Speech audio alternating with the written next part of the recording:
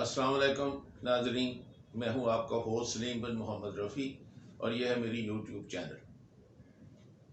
इंतहाई तकलीफ़ और इंतहाई अफसरदगी के साथ मैं ये आपके साथ आज हिंदुस्तान में जो मुसलमानों का हाल होने जा रहा है और जो कई सालों से 2014 से ख़ास तौर पे ये जो शुरू हुआ और जो एक RSS आइडियोलॉजी जो कि हिटलर की तरह, वो तो यूरोप में था तो उसके भी ख़िलाफ़ लोगों ने कोई एक्शन नहीं लिया, तो वो इस हद तक पहुंचा कि उसने फिर सेकंड वर्ल्ड वॉर में जो यहूदियों के साथ किया, और सिर्फ यहूदियों के साथ ही नहीं किया, उसने किसी भी नेबर को, किसी भी जो और भी जो माइनॉरिटीज़ हैं, आपको पता है कि उसने किस तरीके से उसको किया कि उसके असरात आज तक दुनिया में मौजूद हैं। अमेरिका में जेनोसाइड वॉच के फाउंडर प्रोफेसर ग्रेगरी स्टैंटन ने पूरी दुनिया के सामने ऐलान किया है कि भारत के अंदर 8वीं स्टेज पर मोदी इंतहा पसंदी की पहुंच चुका है, और ये टोटल 10 स्टेज होती हैं। उसके बाद आप किसी भी अकलियत हो, अक्सरियत हो, कम्युनिटी हो, किसी का भी आप कत्लेआम शुरू कर देते हैं। और उसके साथ साथ उन्होंने अमेरिका की कांग्रेस के अंदर, उनकी पार्लियामेंट के अंदर कहा है कि वो फौरी तौर पर मोदी को रोक के एक्शन ले, अदरवाइज सूरत हाल इतनी ज्यादा खतरनाक हो चुकी है कि इस वक्त पूरी तरह भारत में तबाही का सामान तैयार हो चुका है। और अब आप देखें कि गुज़श्ता 1920 से ये हिंदुस्तान जो है वो किस तरीके से मुसलमानों को, ईसाइयों को, सिखों को और वो दूसरी जो माइनॉरिटीज़ हैं उनको किस तरीके से मैसेकर करने के लिए उसने सिर्फ तैयारी नहीं कर ली। आप इस वीडियो से सुनेंगे कि क्या वो कह रहा है। खुद एक अमेरिकन प्रोफेसर बता रहा है कि जेनोसाइड जो है वो सिर्फ बॉस्निया तक महदूद नहीं था, वो सिर्फ जो रोहिंग्या तक महदूद नहीं था, वो ये यानी ये वो जब शुरू हुआ तो देखें उसकी ये हौसला खुलता है। अगर आप किसी ऐसे मुल्क को उभरने नहीं दें और ये चीज़ें नहीं करने दें तो कोई मुल्क भी जुर्रत नहीं करेगा। वो कहेगा इंटरनेशनल लॉ के तहत ये इलीगल है, मुझे वहाँ पर ट्रायल्स की तरह मुझे ये ले जाया जा सकता है, मैं इंटरनेशनल क्रिमिनल कोर्ट में वहाँ ही सड़ सड़ के मरूंगा, जैसा कि वो सर्बिया का वहाँ उसने खुदकुशी की थी। रास्ते पर तकलीफ है, रास्ते पर खौफ है, डरता कौन है? मौत कल आनी है, आज आने दो, डरता कौन है? इसलिए बोलना पड़ेगा, अपने लिए नहीं सही, उन लोगों के लिए जो हमारी आने वाली नस्लों के लिए हमको बोलना पड़ेगा। अगर खामोश रहोगे हमसे हमारा हक़ शरीयत छीन लिया जाएगा। अगर हम खामोश रहेंगे हमारी नस्लें गूंगी रह जाएंगी। बोलने के वक्त में अगर नहीं बोलोगे, बात करने के वक्त में अगर बात नहीं करोगे तो फिर कभी मौका नहीं मिलेगा बात करने का। और आप अगर इस बात को देखें तो इसका सब की जो जड़ें हैं वो आपको अमेरिका यानी उन ईसाइयों और उन यहूदियों से मिलेंगी जो कि सिर्फ मुसलमानों के नहीं, वो पूरी मेरा ख्याल है इंसानियत के दुश्मन हैं। और फिर वो उसका नारा लगाते हैं कि हम ह्यूमन राइट्स के चैम्पियन हैं। ये किस तरह के चैम्पियन हैं? इससे ज़्यादा डिस्गस्टिंग, इससे ज़्यादा डिस्प्रिकेबल कोई नहीं है। अब दुनिया पूरी खामोश है, हिंदुस्तान पे खामोश है, और मैं हैरान हूँ कि 30-35 करोड़ जो मुसलमान वहाँ रहते हैं, 3 करोड़ जो सिख वहाँ रहते हैं, वो 1 करोड़ जो ईसाई वहाँ रहते हैं, जो 30-40 करोड़ जो कि दलित वहाँ रहते हैं, वो क्यों खामोश हैं? और वो ख़ास तौर के ऊपर मैं वो पढ़े लिखे तबके की जो कि हिंदुस्तान के शायर हैं, जो फिलोसफर्स हैं, जो कि प्लूरलिस्टिक सोसाइटी पे यकीन रखते हैं, जो मॉडरेट हैं, जो कि इस तरह से एक टॉलरेंट सोसाइटी की तरह, इंसानों की तरह वो रहना चाहते हैं, और वो अपने साथियों के साथ जो दूसरे मज़हब के हैं उनकी इज्जत करते हुए उनके साथ पलटना चाहते हैं, उनकी खामोशी जो है। और ख़ास तौर पे मुझे तो ये तमाम उन ह्यूमन राइट्स चैम्पियंस पे दुख हो रहा है कि वो इस वक्त आंखें बंद करके खामोश हैं। ये आरएसएस को हम पूरे दुनिया के सामने हम नंगा करें, पूरे गांव गांव गली गली जाकर हमारे लोग माइक पकड़कर आरएसएस के बारे में बात करें। आरएसएस हर गलियों में हमने तकलीफ देने की कोशिश करी। हमारे कितने के भैया शहीद हुए, केरला के अंदर, कर्नाटका के अंदर, तमिलनाडु के अंदर हमारे मेंबर्स के ऊपर हमले हुए, हमारे मेंबर्स की जानें चली गई। क्यों करी आरएसएस? मुंह बंद करो पॉपुलर फ्रंट का मुंह बंद करने के वास्ते हमारे ऊपर हमला करे, हमारा जबान बंद करने की कोशिश करे। हम ही बोले ये डरने की काम नहीं। हम उनके खिलाफ काम करें। उसके बाद आज तुम ही देखो, आज ऐसी हालत हो गई, आरएसएस खुद हार मान गया। आरएसएस का सरसंघचालक, आरएसएस का पूरे इंडिया का सबसे बड़ा लीडर, उन्हीं केरला के अंदर कोच्चि में आकर उसने एक स्टेटमेंट दिया, गवर्नमेंट से कहा पॉपुलर फ्रंट को बैन करो। हमारे से होता नहीं पॉपुलर फ्रंट को रोकने के लिए, अभी तुम ही लोग रोक डालो करके। अच्छा, उनको छोड़े तो देखें, अगर आपके जो मुसलमान, इनसे ज़्यादा जो इस वक्त मौजूदा मुसलमान मुल्क है, उनमें मेरा ख्याल है कि इस कदर जो मैं देख रहा हूँ कि वो बुज़दिली जो कि इंतहा पहुँची हुई है, हर एक मसलियत से खामोश है। और अगर आप वो मुल्क जिनको यहाँ आप मुसलमानों के चैम्पियन जैसे सऊदी अरब था, जैसे ये गल्फ़ के कुछ लोग जो कि अमीर तरीन मुल्क थे, जो मुल्क कुछ कर सकते थे, जैसे इराक़ था, जैसे लीबिया था, जैसे शाम था, इनका तो पहले ही उन्होंने कला कमा कर दिया ताकि ये लोग कभी ऊपर आ ही नहीं सके। अगर इन मुसलमान मुल्कों में से अगर कोई मुल्क ऊपर आया तो वो पाकिस्तान आया और वो तुर्की आया। मैं हैरान हूँ कि दोनों मुल्क भी इसके ऊपर खामोश है। अरे भाई, क्यों खामोश हो? तुम्हें पता है कि तुम्हें ये टाइम है कि अपनी फ़ौजों को इकट्ठा करो, जो मुल्क तुम्हारे साथ मिलता है नेटो की तर्ज के ऊपर अपनी एक फ़ोर्स बनाओ, और तुम्हें ये बाई फोर्स लेना पड़ेगा। ये रोहिंग्या के मुसलमानों को आबाद करना है तो उनका जाके कला कमा करना पड़ेगा कि जिन्होंने वो एक पहले कानून इंट्रोड्यूस किया कि ये शहरी ही नहीं है यहाँ के, और फिर उनको वहाँ से किस तरीके से मार मार के निकाला, और अब वो बेचारे बांग्लादेश के एक जजीरे पे बेजारो मददगार मिलियंस में पड़े हैं। कौन है जो उनकी परवाह करने वाला है? कोई नहीं है। और कंसंट्रेशन कैंप्स चाइना के हैं, कौन है जो उनकी परवाह करने वाला है? लिप सर्विस आपको अमेरिका से मिलेगी, यूनाइटेड नेशन से मिलेगी। इस तरह से थोड़ा ही होता है। अब अमेरिका उठा है कि मैं चाइना को सीधा कर दूंगा। मैं इसकी सोचता हूँ कि क्या वो कर सकेगा? मुझे नहीं लगता कि अमेरिका भी कुछ कर सकेगा। उसके अपने इस कदर जो अपनी उसकी जो सारी मैन्युफैक्चरिंग है, सारे जो उसके वो अपनी इकोनॉमी है, इस तरह क्लोजली चाइना के साथ टाइड है कि वो स्वाय लिप सर्विस के कुछ नहीं करेगा। रशिया भी कुछ नहीं करेगा। ये करना पड़ेगा तो मुसलमानों को करना पड़ेगा। मर रहे हैं तो मुसलमान मर रहे हैं, जेनोसाइड हो रहा है तो मुसलमानों का हो रहा है। और मैं इस बात पे थोड़ा सा मुझे उम्मीद की किरण नज़र आई है कि अब हिंदुस्तान के मुसलमानों ने, जैसे आपको ये छोटे छोटे वीडियोस पे मिलेगा, क्या बोलना शुरू किया है। आर्टिकल 370 को लेकर ये लोग आए। कश्मीर इंडिया का हिस्सा है, ये हर कोई जानता है, लेकिन आपको कश्मीर का जमीन चाहिए, कश्मीरी नहीं चाहिए। हम कहते हैं कश्मीर हमारा है, कश्मीरी भी हमारे हैं। इंडिया के जो अलग अलग रियासत के लोग हैं, हमें जो हुकूक है, मेरे मोबाइल में अगर इंटरनेट है, अगर मुझे यहाँ पर हुकूक मिलता है, मुझे यहाँ पर जमहूरी हुकूक मिलता है, केरला, कर्नाटका, तमिलनाडु या वेस्ट बंगाल, कहीं पर भी बैठे इंडिया के कोई भी एक शख्स को अगर कोई भी एक आजादी मिलती है, कश्मीर हमारा हिस्सा है, तो कश्मीर के लोगों को भी आजादी मिलनी चाहिए। हमारा स्टैंड हमारे चेयरमैन ने आपके सामने बहुत क्लियर किया। हमारा स्टैंड है, कश्मीर के मामले में एक जल्दबाजी की गई। जो भी वहां पर फैसला सुनाना चाहिए था, वहां की लोगों को कॉन्फिडेंस में लेके सुनाना चाहिए था, वहां के लोगों का दिल जीत कर उन्हें हमारे साथ रखना चाहिए था। लेकिन उन्हें जल्दबाजी कर आरएसएस का जो पुराना एजेंडा है, उस एजेंडे को इंप्लीमेंट करने के लिए जल्दबाजी की, पूरे के पूरे एक रियासत को जेल बनाया दिया गया। हम इसकी पूरी तरीके से कंडेम करते हैं। हम चाहते हैं कि जल्द से जल्द वहां पर जो जो प्रतिबंध लगाए गए हैं, उन प्रतिबंधों को हटाया जाए और वहां के लोगों को कॉन्फिडेंस में लिया जाए। उनकी जो इंटेलिजेंसिया है उन्होंने बोलना शुरू किया, स्कॉलर्स ने शुरू किया है। हिंदू जो प्रोफेसर्स हैं, जो बड़े टॉलरेंट हैं, वो खुद इसको महसूस कर रहे हैं कि ये एक बिल्कुल हिंदुस्तान को ये तबाह कर देगा, ये एक्सट्रीमिज्म जो आरएस आइडियोलॉजी है।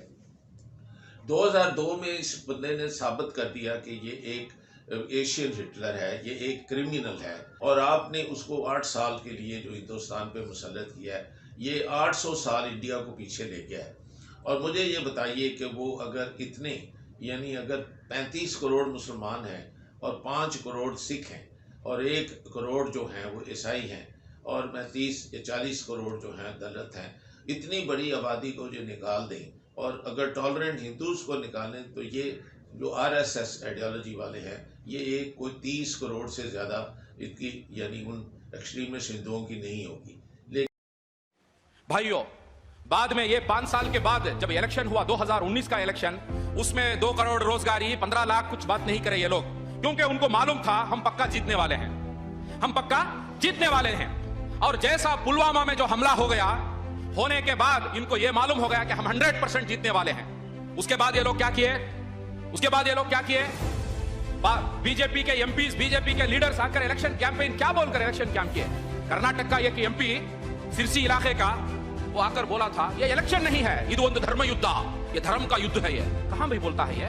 भारत देश में, जिस देश में 30 करोड़ मुसलमान है, जिस देश में 5 करोड़ ईसाई है, जिस देश में 3 करोड़ सिख है, जिस देश में 25 से 30 करोड़ दलित है, जिस देश में अलग अलग सबको मानने वाले, अलग अलग मजहब को मानने वाले लोग जीने के देश में, एक ऐसे जमहूरी मुल्क में एक बीजेपी का लीडर आके कहता है ये क्या है, ये ಇದು ಒಂದು धर्म युद्ध, ये धर्म का युद्ध है ये।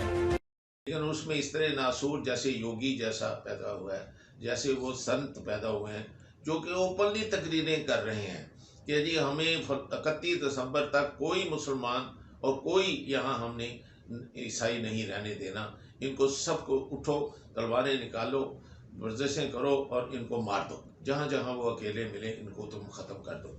अरे इससे ज़्यादा अंधी यूनाइटेड नेशन, इससे ज़्यादा ह्यूमन राइट्स ऑर्गेनाइजेशन क्या होगी, पाकिस्तान क्या होगा, तुर्की क्या होगा, क्या करेंगे? बैठे रहें चुप करके, आंखें कबूतर की तरह आंखें बंद करके।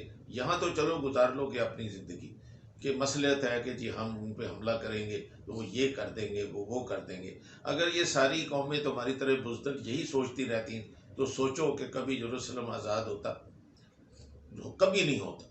तो अगर तुम्हें सलाहुद्दीन अयूबी का वाक़या पता है तो उसने सारे क्रिश्चियंस ने अपने अपने वो गिरजों के अपने अपने लड़ने के लिए भेजे थे, और जब रिचर्ड ने उसको फेस किया तो उसने कहा मैं हैरान हूँ कि आपने किस तरीके से सारों को मार दिया और फतह करके आप आउटसाइड यरूशलेम के खड़े हैं, और आपने बगैर किसी को किए यरूशलेम को फतह कर लिया, क्योंकि उसने उनकी मज़हब की ताज़ीम की, उन्हें उनकी इजाज़त दी कि तुम अपने गिरजों में नमाज़ पढ़ो, अपने जाके इबादत करो, सिनेगॉग्स में जाओ, जो भी कोई मज़हब का अपना करना चाहता है, हम मुसलमान तुम्हें प्रोटेक्ट करेंगे।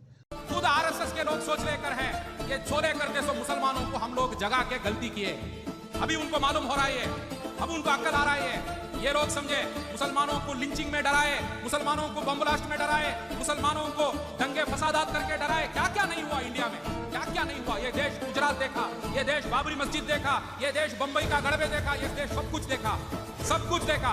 इतना करने के बाद ये आरएसएस, ये बीजेपी, ये अमित शाह, ये मोदी सोच लेकर थे मुस्लिम समुदाय डर गया है, मर गया है।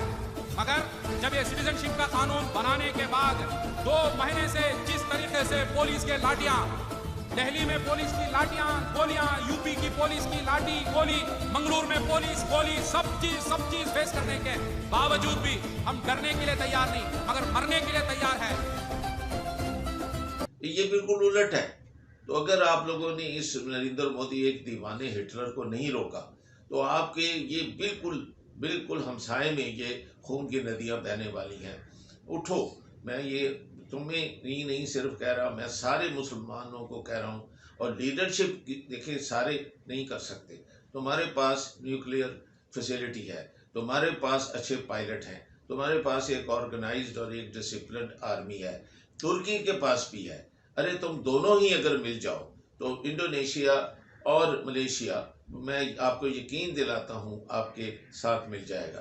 तो तुम 4 मुल्क तो यहीं हो गए, और तुम्हारे 4 इकट्ठे होने की यानी यूं ही ये शुरुआत होगी कि आपको कतर, कुवैत, बहरीन, आपको बहुत सारे अफ्रीकन मुसलमान मुल्क, इवन मिस्र और ये इराक, ये ईरान, इवन ये सब तुम्हें ज्वाइन कर लेंगे। और उठ के अपने मुसलमान भाइयों की मदद करो। उनकी चीखों की आवाज़ तुम्हें कश्मीर से क्यों नहीं आती? उन औरतों को जिनको पकड़ के ज़बरदस्ती रेप करके बाद में मार दिया जाता है, तुम क्यों नहीं सुनते? मुझे तो इसका पैरेलल ऐसे ही लग रहा है जैसे मरी में हुआ कि लोग कारों में घुटन के साथ मर रहे थे, और वो लोग कुछ फैसले के ऊपर अपने घरों में वो रज़ाइयाँ ओढ़ कर सो रहे थे। और ये वज़ीर आज़म साहब, आपने अगर अब कुछ करना है तो लें, आप उसको तुर्की के सदर को साथ मिलाएं, उसके मलेशिया के, इंडोनेशिया के, उन लोगों को करके आप इब्तदा तो करें। आप इब्तदा करेंगे, जो बेस्ट फाइटर हैं इन मुसलमान मुल्कों के, उनको लो, उनको ट्रेनिंग दो 6 महीने साल की, कमांडोज की, उनको पायलट्स की, उनको ड्रोन चलाने की, उनको नई टेक्नोलॉजी, एक टीम पैदा करो जो कि मीडिया वार के अंदर भी वो अपनी जो ये बातें हैं जो मैं जैसे कह रहा हूँ, इसको पूरी दुनिया के कोने कोने में हर ज़बान में फैलाए, उसमें पोलिश में हो, उसमें वो स्वीडिश में हो, नॉर्वेजियन में हो, वो साउथ अमेरिकन की वो स्पेनिश में हो, वो हर ज़बान के अंदर दिन रात वो उसको ट्विटर को और व्हाट्सएप को, वो जितनी जहाँ इंस्टाग्राम को, यूट्यूब के ऊपर वो इसको पूरी तरह से सारी दुनिया को आगाह करे कि देखें ये जेनोसाइड किनारे पे खड़ा है। और जो वहाँ तक नहीं रहेगा, जब आप 30 करोड़ मुसलमानों को, जब तुम 3 करोड़ सिखों को, जब तुम 1 करोड़ ईसाइयों को, 40 करोड़ तुम दलित को, तुम उनका खून बहाओगे कि ये सिर्फ हिंदुस्तान हिंदुओं का है और उनके लिए करोगे, तो सोचो मुसलमान पूरी दुनिया में है। अलीगढ़ में समाजवादी का जलसा हुआ, समाजवादी का जलसा हुआ। जयंत चौधरी साहब खड़े हैं, अलीगढ़ का 10 साल का एमएलए, उसका नाम क्या है? जमीरुद्दीन, जमीरुल्लाह। अब हाथ पकड़ो, हाथ पकड़ो। अब ऐसा हम कर रहे हैं, अब बाबर आ गया ऐसा, तो मैं ढकलूं बाबर को ऐसा? बोलो आप, तो मैं होता बाबा, आजा बाबर तू भी। मगर जयंत ने क्या किया? जमीरुल्लाह को बोला पीछे हट। 10 साल का एमएलए, यह हो तौहीन मुसलमानों की। मुझे शिकायत जयंत चौधरी से नहीं है, मुझे शिकायत तुमसे है। तुम गए क्यों? ये तुम्हारा मंच है, तुम यहां पर आओ, मैं कंधे में बिठाने तैयार हूं तुमको।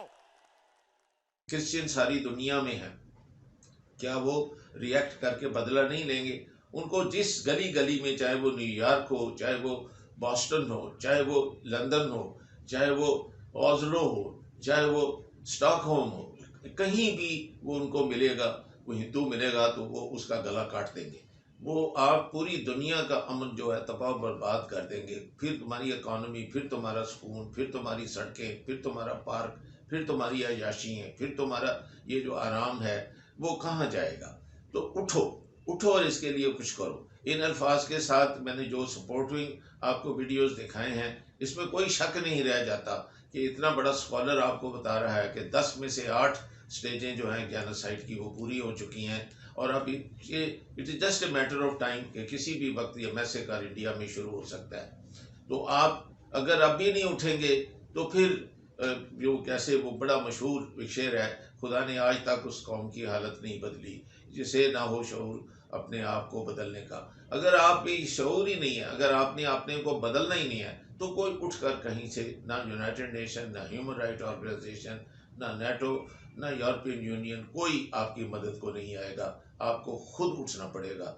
यहाँ भी अगर आपकी सर्वाइवल के लिए, अपने मज़हब को प्रोटेक्ट करने के लिए, और मदद करो ईसाइयों की, मदद करो सिखों की, मदद करो दलित की, ये हिंदुओं को और जिसने भी किया, और रोहिंग्या वालों को, चाइनीज़ को और रशियंस को, जिसने उनको वो परसिक्यूट किया हुआ है, उनको एक सबक सिखाओ ताकि उनको अगलों को जुर्रत ना हो। इन अल्फाज के साथ कि हम सब जागेंगे और इसका कुछ फौरी तौर पे करेंगे, इससे पहले कि इतना बड़ा हादसा हो और 3rd वर्ल्ड वार शुरू हो जाए।